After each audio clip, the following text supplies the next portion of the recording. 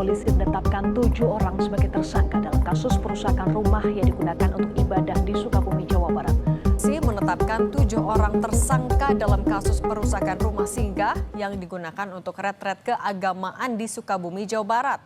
Sektor Cidahu Polres Sukabumi bersama dengan Forkopimca dan Pemkab Sukabumi menggelar pertemuan mediasi terkait dengan insiden perusakan rumah singgah yang dijadikan oleh tempat beribadah.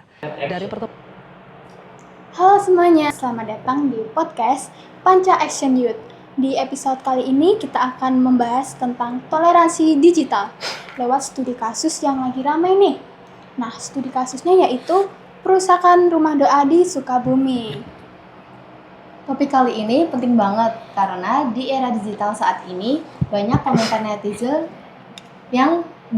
netizen yang bisa menumbuhkan suasana yang ricuh dan konflik yang baru. Makanya hari ini kita ngundang salah satu narasumber yang paham soal komunikasi digital. Langsung aja, ini dia Kak Dava. Halo Kak. Hai, makasih loh kepada kalian semua karena sudah ngundang saya.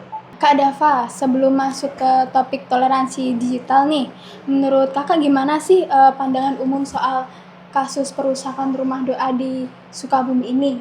Menurut saya ya, ini lumayan sensitif kasusnya. Karena ini membahas soal kerukunan antar agama yang saat ini terpecah belah.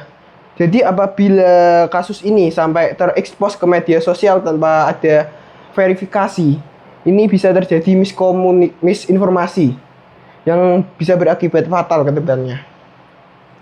Ya bener banget, karena banyak komen netizen itu yang melihat dari judul ceritanya aja atau judul beritanya aja tanpa mendalami isinya itu apa aja gitu.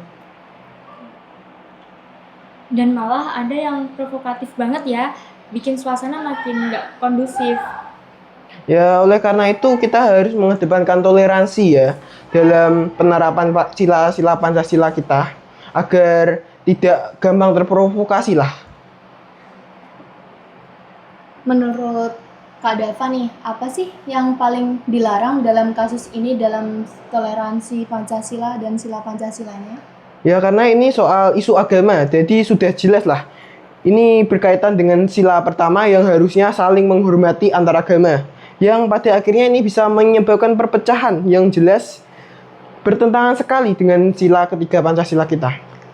Nah, di dunia digital ini juga sama ya, kita harus tetap pegang nilai-nilai Pancasila itu.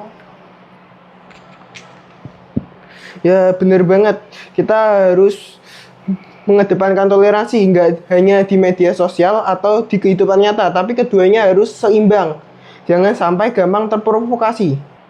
Kalau bicara tentang toleransi digital, tips paling dasar dan paling penting itu apa sih Kak?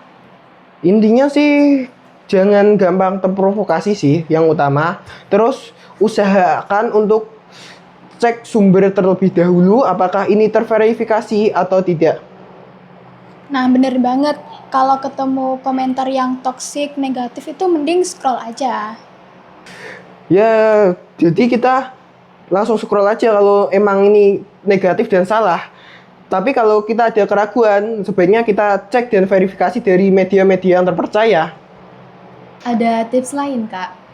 Tentu ada, yaitu kita usahakan jangan membeda-bedakan sara, suku, agama, ras, antar golongan di Indonesia semuanya ini sama. Dan bedakan juga antara opini dan fakta. Jangan sampai terjerat opini palsu yang menyesatkan. Nah, oke teman-teman. Terima kasih udah nonton sampai akhir ya. Terima kasih juga kepada Kak Dava atas sharing insight-nya. Jangan lupa share video ini biar makin banyak orang yang ngerti pentingnya toleransi digital. Ya, semoga penyampaian saya ini bermanfaat. Apabila kalian ingin tahu lebih soal Pancasila dalam bermedia sosial, kalian bisa mengunjungi akun yang tertera pada deskripsi video ini. Sampai jumpa di episode selanjutnya. Bye-bye.